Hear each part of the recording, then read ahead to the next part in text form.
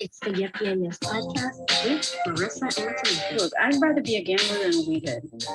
I walked in, sat down, had to leave, and violently vomited. I'm not going down that hole. I'm not. Don't even try me. Not today, Satan.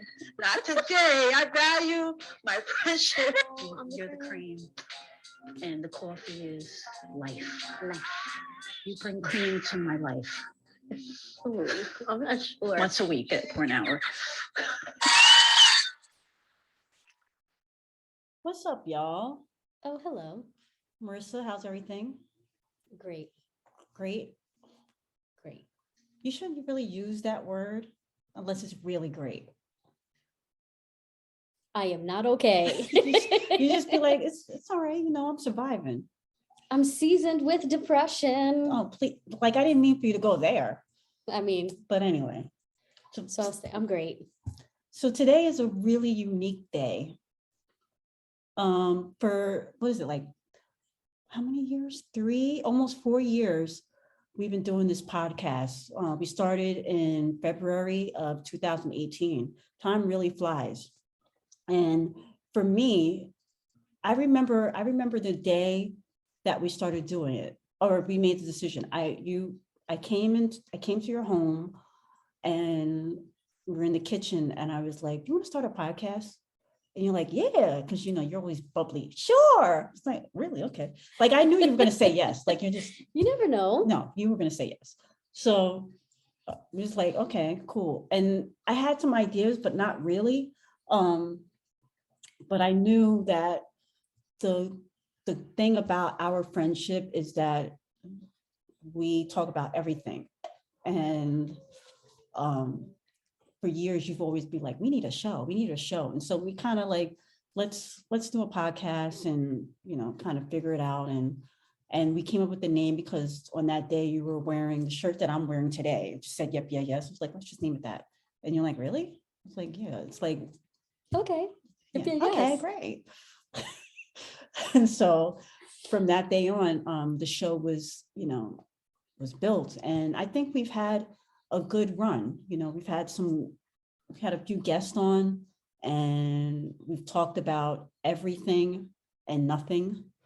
We've laughed, we've cried, it's been a great journey, but like all good things, the show as well is coming to an end. So today is our last, the end of an era. We're still friends. So, I'm gonna be posting her every once in a while, posting a meal out to dinner with my bitch, but, the show, I think we both have outgrown it and it's just time to move on. We'll figure out something, down the road, maybe some new invention will come along and we'll be like, we're going to do that. And so We're going to be a hologram. No, I'm not doing that. You heard Michael Jackson? They're coming out with the Michael Jackson. I thought they did already. No, it was on pause and now they've decided to go full steam ahead. And but I hear holograms are like incredible now. They're creepy. I saw the Whitney Houston one. I was like, no good. No good. So there won't be a hologram of me. I want to know holograms. When it's going to pop up like in. Yeah, that's going to be. What was the movie? I don't know, but. Where it's like, they used to talk and like a that's little coming. hologram like on your watch. It's coming. It's coming, I'm sure. Igrams. Yeah, I don't know. iCalls. I'm sure it's coming eventually, but and we'll, maybe we'll do something then, talk to each other, be our watches and record it. Now my nose is running. You want to take over for a minute? Sure. Okay, I gotta go get the tissue. Sorry, y'all. Sharing it all today, apparently. So it's funny because I don't know if this is full disclosure or if people realize I have a lot of opinions, but I am very uncomfortable sharing my opinions. So this has been an extremely. You're very uncomfortable uncomfortable sharing my opinion. I sound like you said comfortable. Oh, uncomfortable. Right. Like this is completely outside of my comfort zone, and it has not gotten easier. Even being like the social media posts that we do, like the clips and stuff like that, it is extremely uncomfortable. And that's not why we're ending.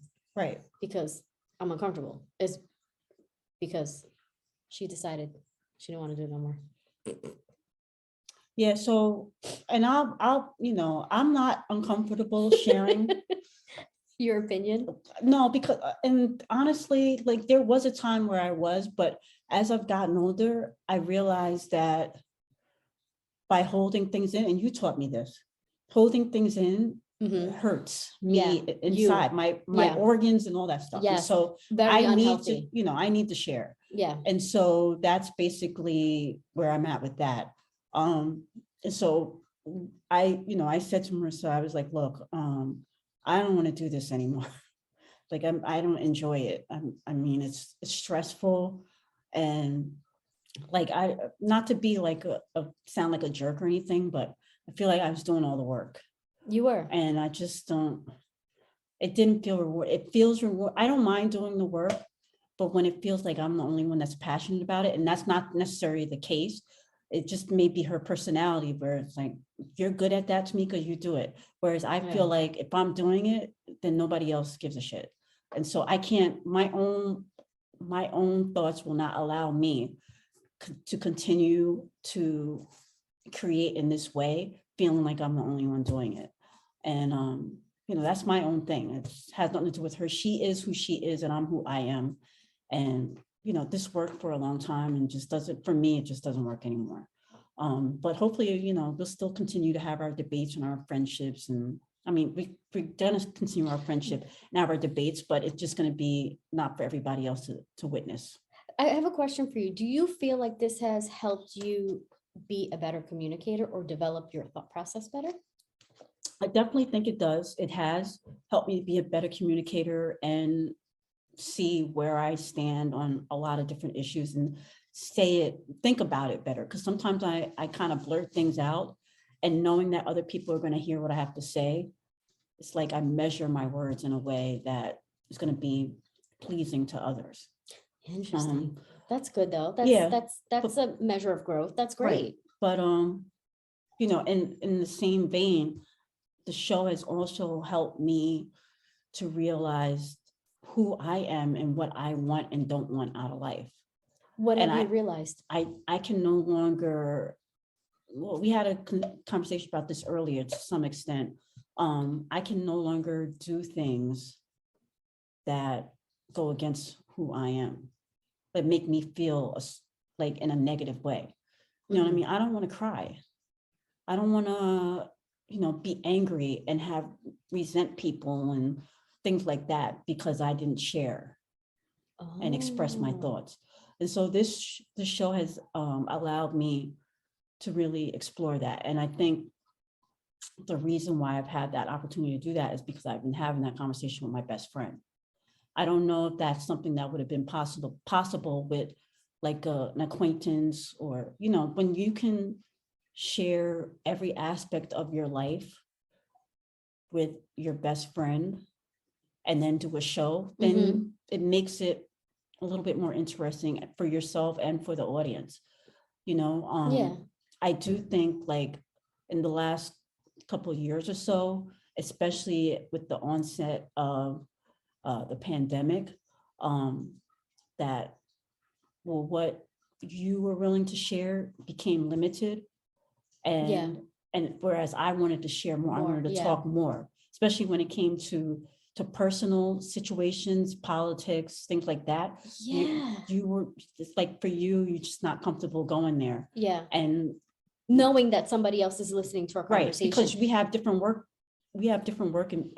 situations too. Yeah. And so you want to be mindful of your employers, the people that you interact with. And so I respected that. But by doing that, that means that I have to hold back, and that's not healthy though. No. And so I just, all those things came into play. And at the end of the day, it's just like, let's just end this, for me, you know what I mean? And like I said, maybe somewhere down in the future, we can do some kind of inception of this or post something every once in a while. You guys can always, all of our shows are archived on YouTube. So you can always go on YouTube and either watch us or listen to us. So we are there for eternity if you want to listen to us. Oh but my when God, you think that just hurt my spirit. yeah, it's all right. So when you think about the show, I got aspirations. I are don't want there- my opinion out there. Are there any things that come up where you're like, that was a great moment, or, you know, I mean, I'm putting you on the spot. I mean, there's so many we have so many shows. Yeah. You can't really pinpoint one specific show, but were there moments where you're like, okay, that was pretty cool? Oh, I'm having a brain fart. I know as soon as that we stop recording, I'm gonna be like, I remember, but I don't know. I can't think of one. Can you? I mean, I think about the people that we've had on the show. I know we had a show on domestic violence with my mom, and some of the things she Oh, said on the yeah. show, I've known my mom my whole life, obviously, but she said some things that I was like, wow, that was new. Oh, So it's stuff like that, and you can revisit that. I'll post a link to that episode if you want.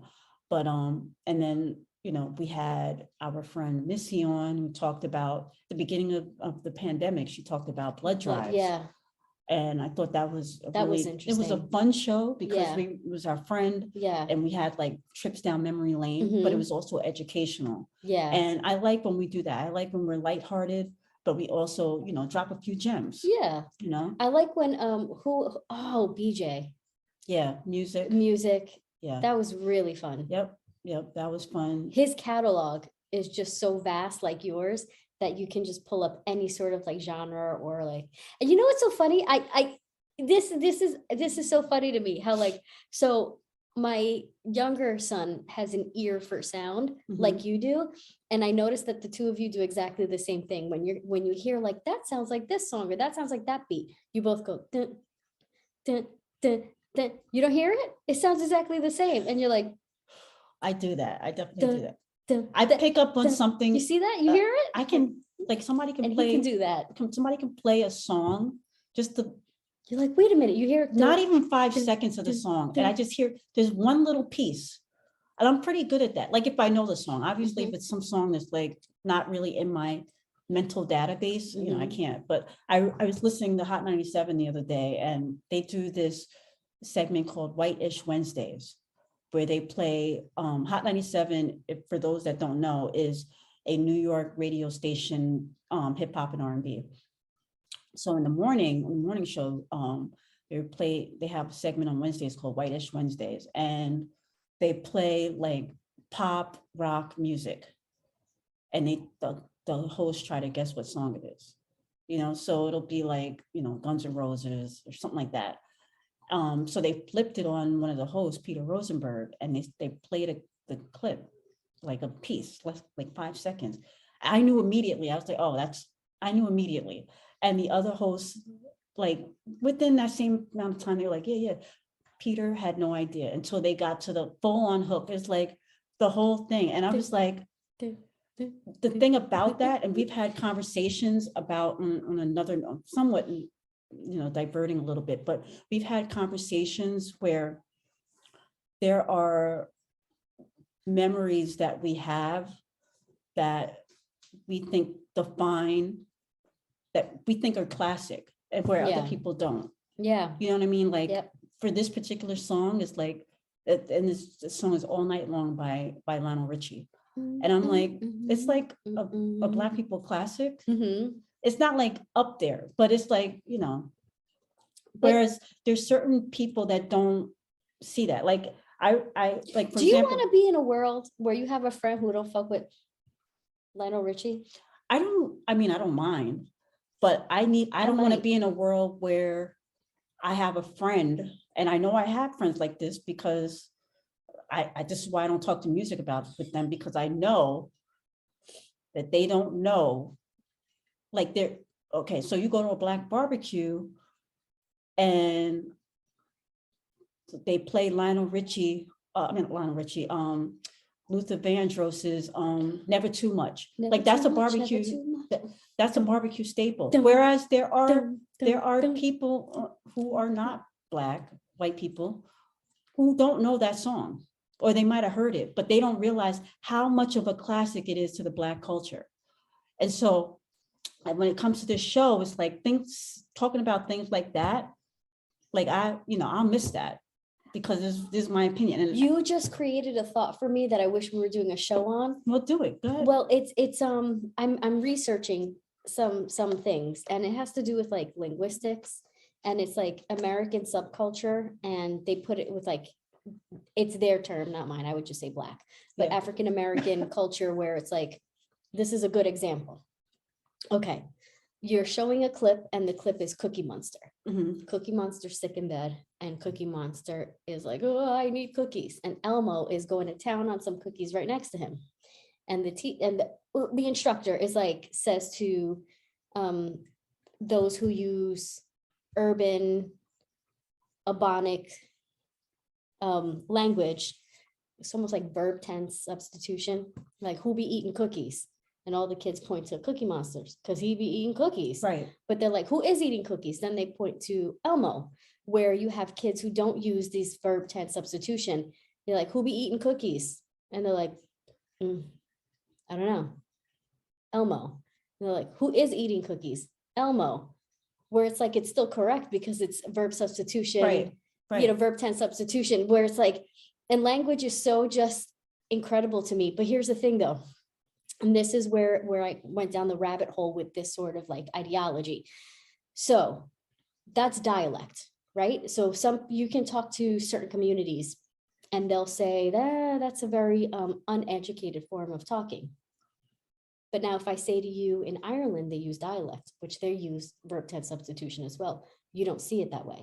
Mhm. You don't look at it as a less educated form of speaking. And almost every culture has this, like, Italy has dialect, a lot of places, but we don't call that dialect here in the United States. Why? Again, like that socioeconomic divide. I think very that interesting. this country has been built on divide and conquer. And so, I'm reading 1619 Project right now, and I'm like, first of all, I never even heard of 1619 until like I just never heard of it. And so reading this book, and I'm like, What is it so about? it's basically from where, I haven't finished it yet, but let me just say, it's one of the bases, I believe, in why so many people are against critical race theory. Even though critical race theory is not taught, it's taught in college, but Law it's school. the whole idea that we don't want them to know their true history. So Black people were here before they were slaves.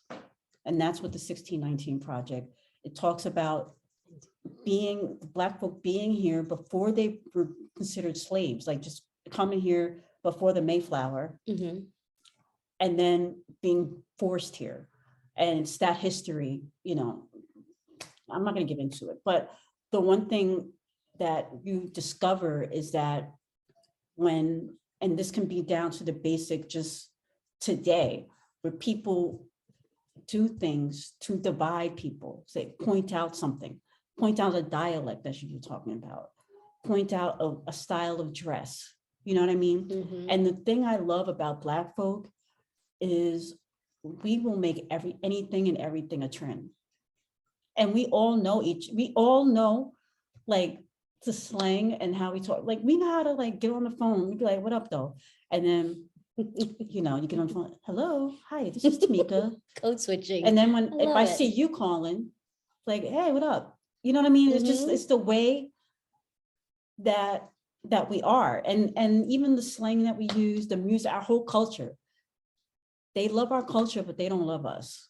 And, not to get into it deep, because the show is really just, a farewell letter to everybody, but those kind of conversations, I will miss, letting the world hear. Yeah. We won't stop having those conversations. We won't stop, connecting. And we were doing it 20 years before, we're going to do it 20 years after.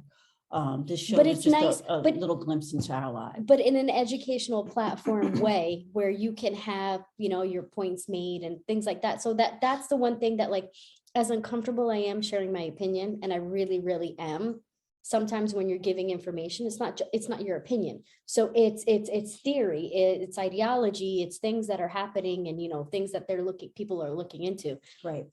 So I will miss that component of it. And like you said, maybe there'll be an inception of something where it feels equal, Mhm. The one thing I can share though is when it comes to me personally, been kind of creating an idea where, so me and my mother wrote a book, and we both got it edited, and now it's about making those changes to the book with the edits. And we've been talking about doing a podcast just about the book, where we talk about each chapter, kind of like a therapy kind of session. So that may come down the line for me, being able to, sort gonna be out incredible. the abuse and sort out the relationship and explain to people, especially people that look at social media posts by me and my mom and feel envy. It took a lot to get to the point where she and I can be on the beach in Hawaii and just be like, this is great. Like there were days where I would have to lock my bedroom door so that the predator wouldn't come in. And so there's a journey, and we're thinking about making a podcast of that journey as accompaniment to our book. So that's something down the line as well. But as in terms of me and Marissa, our friendship doesn't end here. Y'all just ain't privy to it. Y'all just ain't gonna be in our business no more. Okay, that's it. The show ends here. The buck stops here. But y'all, us, we're good.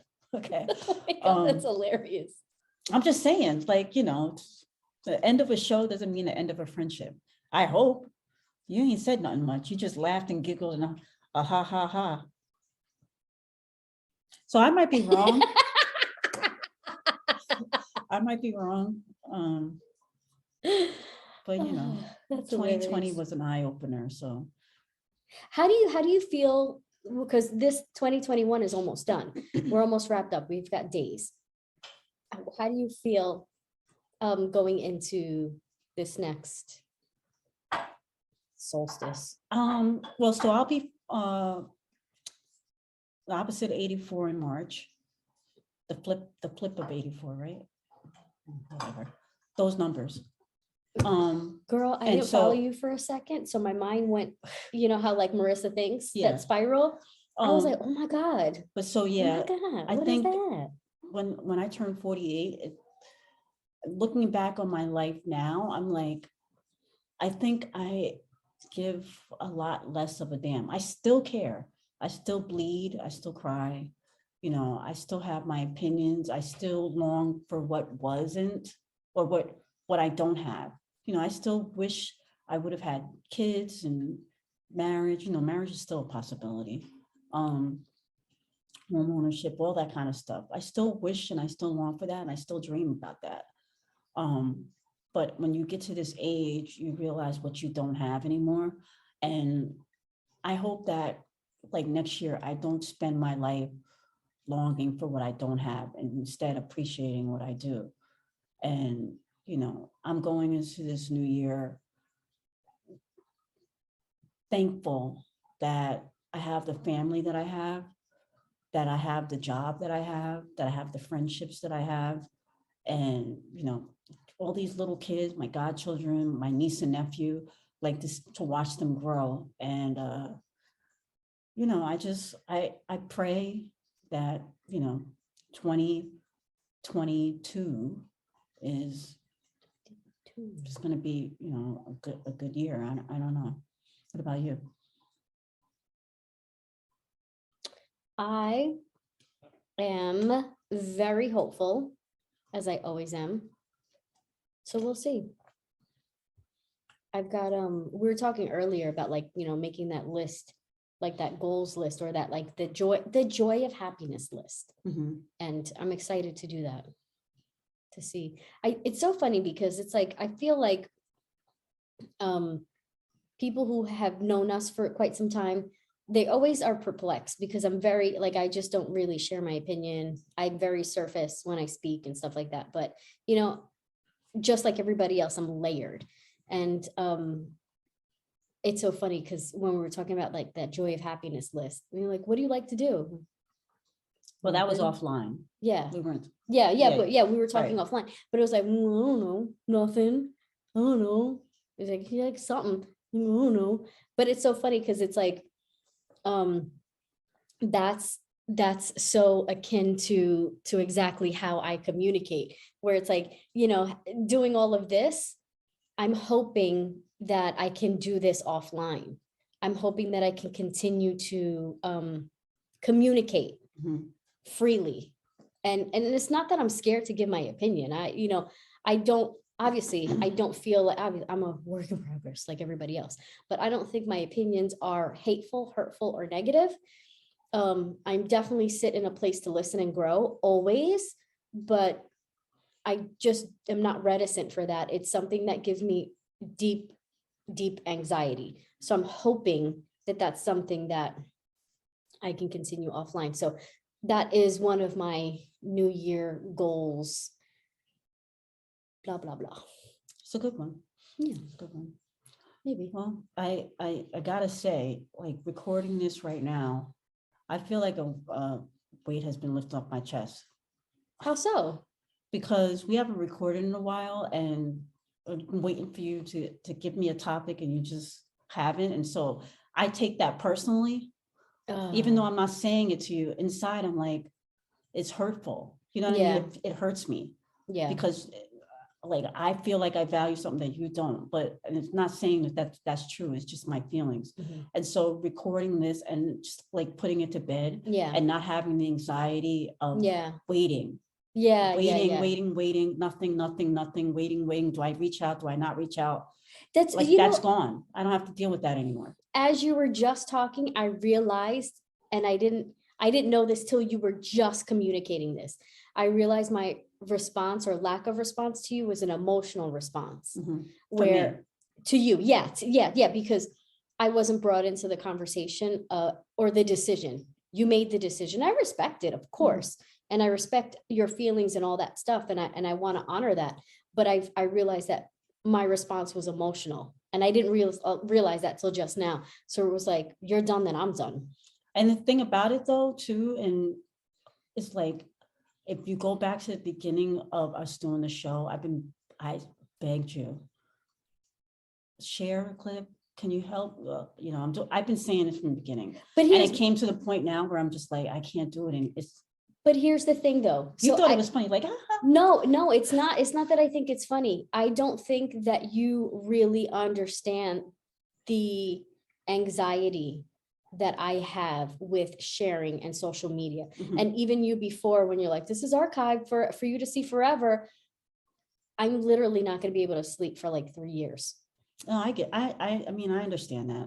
But to the level where it's like, it's a physical, it's visceral. I cannot do that.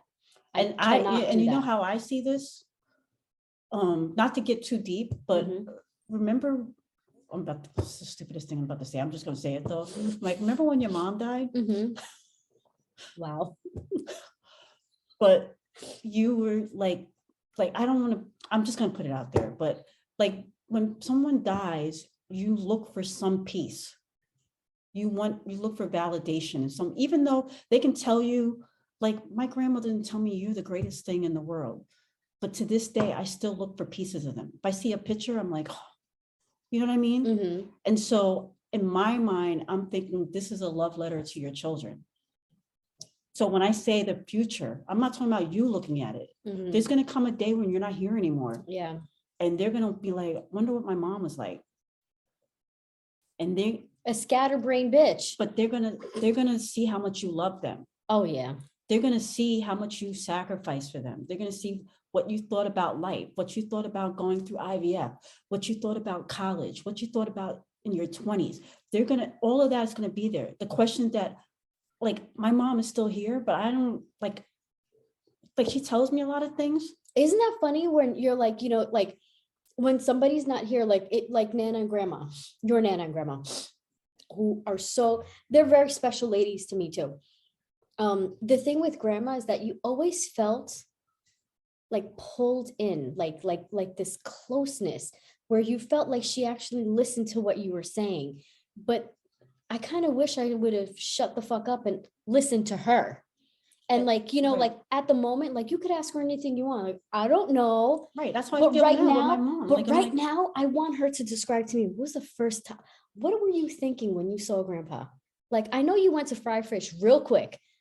Oh no, chicken. She went and fried chicken, but like, I want to know how she saw it. I want to know how she felt when she held your hand for the first, like, things like that. And like, grandma, like, I don't know. I want to know what it was like to like. You see the new tree ride? 1 second, y'all. I Can't have ain't gonna nothing miss nice. that. Can't have nothing Okay. nice. Can't have nothing nice. I'm not gonna miss that. Prime example, can't have nothing nice. But anyway, But yeah, so it's things like that. So whenever I think about like, I knew my mom was sick, it wasn't a surprise that she died.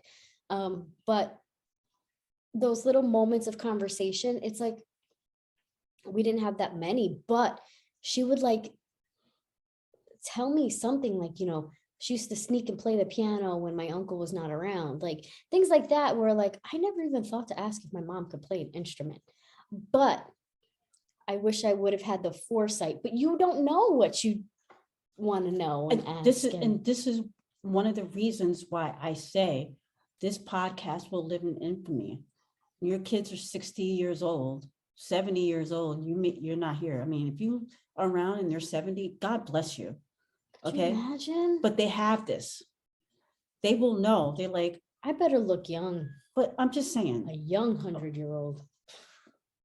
Anyway, I'm just saying they're gonna know. You know what I mean? Mhm. They're gonna be like, oh, that's what friendship is. Oh, that's what my mom was. Yeah. That's how her heart was. Yeah. This is the time when my mom was, doing that. Or like Yeah. when we started this, you weren't doing the school thing. Yeah. You know what I'm saying? So, Yep. regardless of what you shared enough for them. And so, with this show, it's the end of that, but it's a gift. It's a gift. And I'm going to always look at it that way.